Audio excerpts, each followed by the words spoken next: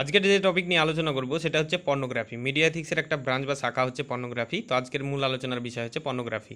তো পর্নোগ্রাফি সম্পর্কে আমরা সকলেই জানি যে পর্নোগ্রাফি ব্যাপারটা অ্যাকচুয়ালি কী, যে পর্নোগ্রাফি নিয়ে যে রকম সমস্যা হয়ে দাঁড়িয়েছে আজকের দিনে, কারণ পর্নোগ্রাফির ওপর এতটাই মানুষ আসক্ত হয়ে পড়েছে যেটা একটা এথিক্যাল প্রবলেম হয়ে দাঁড়িয়েছে। তো আজকে পর্নোগ্রাফি সম্পর্কে আলোচনা করব।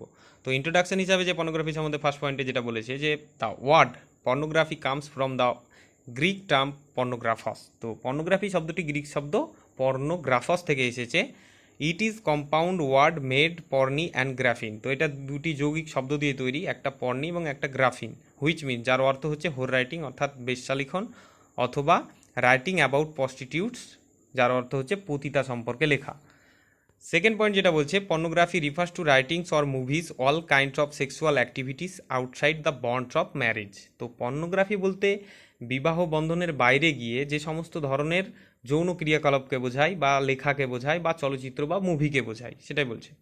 থার্ড পয়েন্ট যেটা বলছে the term porn refers to indecent sexual stuff which primarily include pictures. তো পর্ন শব্দটি বলতে অশ্লীল যৌন সামগ্রীকে বুঝিয়েছে, যা মূলত বিভিন্ন রকম অশ্লীল ছবি বা মুভি বা নানা রকম এমএমএস সব কিছুকেই অন্তর্ভুক্ত করে, সেটাই বলা হয়েছে। তারপর বলছে দ্য ডিফেন্স অফ পর্নোগ্রাফি, অর্থাৎ পর্নোগ্রাফির প্রতিরক্ষা করা, বা পর্নোগ্রাফির প্রতিরক্ষা কিসের জন্য করছে, যে পর্নোগ্রাফির ক্ষতিকারক নানা রকম প্রভাব থাকা সত্ত্বেও পর্নোগ্রাফিকে বিভিন্ন দৃষ্টিকোণ থেকে রক্ষা করা হয়েছে।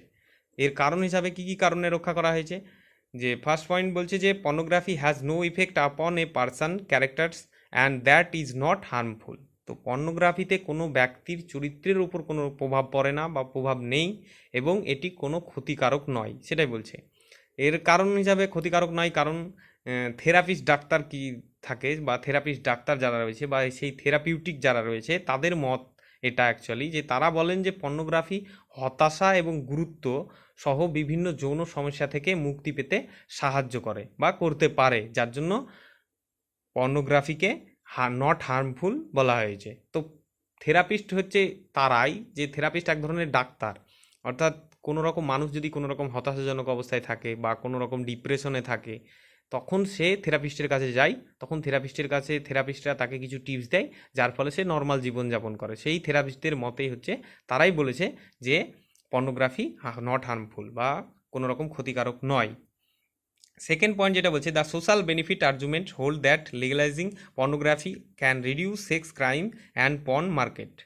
তো সেকেন্ড পয়েন্টে বলছে যে যে পর্নোগ্রাফি বৈধকরণ যৌন অপরাধ এবং পর্ন বাজারকে হ্রাস করতে পারে, অর্থাৎ পর্নোগ্রাফির ফলে নানা রকম rape, sexual abuse, sexual harassment বা চাইল্ড সেক্সুয়াল হ্যারাসমেন্ট যেটাকে বলছে চাইল্ড অ্যাবিউজ, এইসব ব্যাপারগুলো অনেকটাই হ্রাস করতে পারে পর্নোগ্রাফির ফলে, সেটাই বলেছে।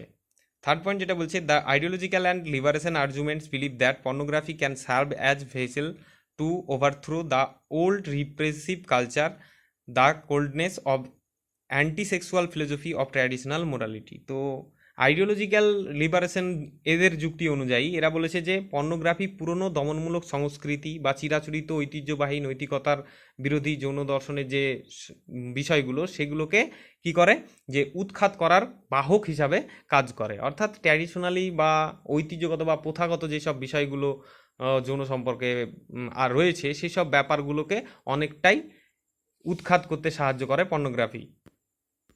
তারপর বলছি যে এথিক্যাল স্ট্যাটাস অফ পর্নোগ্রাফি, অর্থাৎ নৈতিক অবস্থান কোথায়, পর্নোগ্রাফির নৈতিক অবস্থান কি।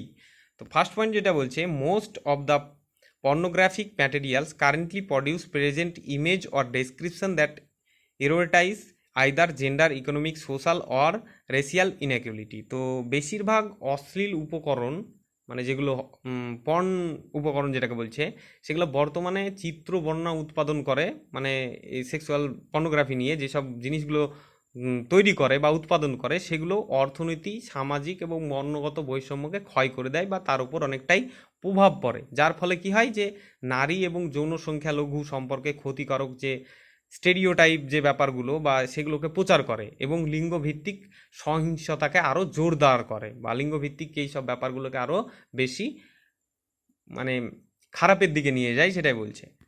সেকেন্ড পয়েন্ট যেটা বলেছে যে they insist on the representation and description of woman as sexual object and spread and legitimate certain perspectives on women that influence of behavior attitudes for men society general in relation to women। তো second point এটাই বলেছে যে নারীকে sexual object বা যৌন বিষয়বস্তু হিসাবে বর্ণনা করা হয় এবং এর ফলে মহিলাদের সম্পর্কে এমন কিছু দৃষ্টিভঙ্গি ছড়িয়ে দেওয়া হয় যার ফলে মহিলাদের সাথে পুরুষদের সমাজের আচার আচরণের উপর প্রভাব ফেলে বা এটা নারীদেরকে অ্যাকচুয়ালি ছোট করে দেখানো হয় এর ফলে, সেটাই বলছে।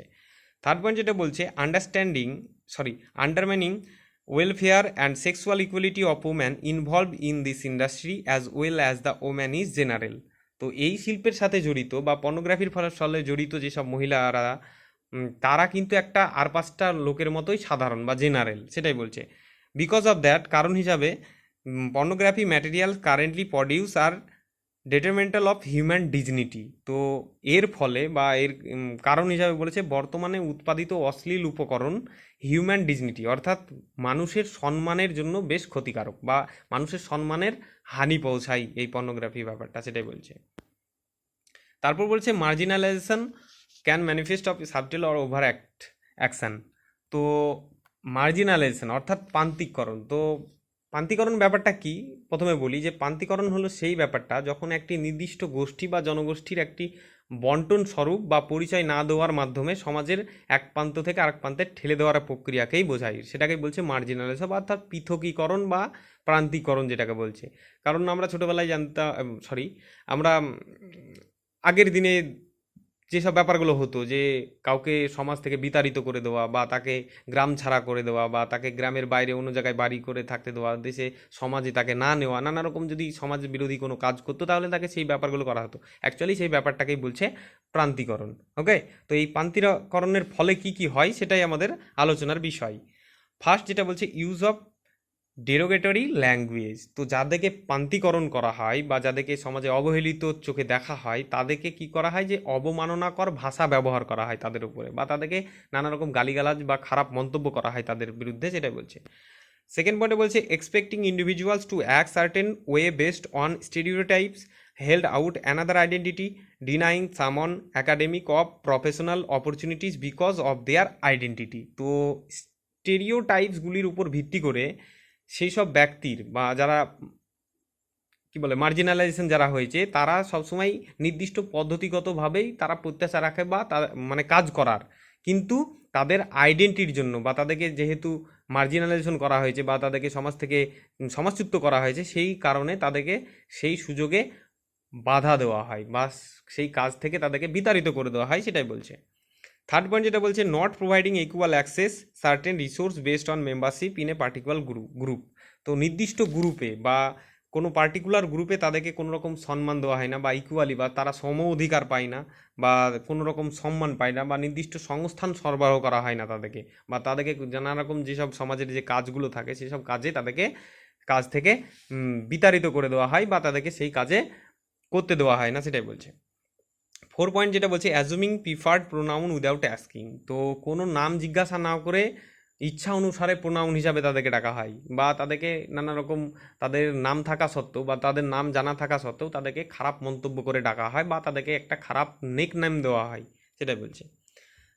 5 নম্বর বলছে ওভারলুকিং বা তাদেরকে খারাপ চোখে দেখা হয় বা যদি কোনো রকম কেউ কোনো আনএক্সেপ্টেবল কাজ করে থাকে তাহলে কি হয় যে তাকে মানুষ ঘুরে ঘুরে দেখে, যে ব্যাপারগুলো আগে যেরকম ঘটনাগুলো ঘটতো আর কি, তো সেই রকম ওভারলুকিং করা হয়, ক্রিটিসাইজিং করা হয় বা তাদেরকে নিয়ে নানা রকম কি বলে সমালোচনা করা হয় তাদেরকে নিয়ে। তারপর কি বলছে were interfering without others culture of religious tradition and values. তো এখানে বলেছে যে তাদের সংস্কৃতি ধর্মীয় ঐতিহ্যবাহী মূল্যবোধকে উপেক্ষা করা হয় এবং তাদেরকে তাদের যে কোনো কাজ তারা যদি করে থাকে যাদেরকে মার্জিনালাইজেশন করা হয় তাদের সেই সব কাজে অন্য মানুষরা হস্তক্ষেপ করে, সেটাই বলছে। 6 নম্বর পয়েন্টে বলছে যে systematic and institutionalised barriers of access and support. তো কোনো রকম কাজে অ্যাক্সেস করা বা সমর্থন করার জন্য প্রাতিষ্ঠানিকভাবে বাধা দেওয়া হয় বা তাদেরকে নানা রকম ধর্মীয় বা প্রাতিষ্ঠানিক যে কোনো কাজেই তাদেরকে ঢুকতে দেওয়া হয় না বা তাদেরকে ঢোকার জন্য বাধা দেওয়া হয়, সেটা বলছে। তো মার্জিনালাইজেশনের ফলে এইসব ব্যাপারগুলোই হয়ে থাকে, কারণ মার্জিনালাইজেশন প্রান্তিকরণ ব্যাপারটা আগের দিনে বেশিরভাগ হলেও এখনও এইসব ব্যাপারগুলো হয়ে থাকে। যেমন দলিত বলছে যেটাকে, যে দলিত যারা হয় তাদেরকে নিয়ে এরকম একটা ধারণা রয়েছে, তাদের সম্বন্ধে। তারপরে কৃষ্ণাঙ্গ দাস বা যে এটা আমেরিকাতে যে শ্বেতাঙ্গ কৃষ্ণাঙ্গ ব্যাপারগুলো রয়েছে, তারপর আফ্রিকান, তারপর নেটিভ আমেরিকান বা আদিবাসী আমেরিকান, বা এদিকে যেমন একটা অবহেলিত বা খারাপ চোখে দেখা হয়, এইসব ব্যাপারগুলো এখনও ঘটে, যেটা মার্জিনেশনের ফলে, সেটাই বলছি। তো পর্নোগ্রাফি থেকে যে পয়েন্টগুলো আমি আলোচনা করলাম, সেই পয়েন্ট থেকেই দেখবে কোশ্চেন আসবে বা আসে। আমি কোশ্চেন অবশ্য দিয়ে দেবো, ফেসবুক পেজে পেয়ে যাবে। তো থ্যাংক ইউ।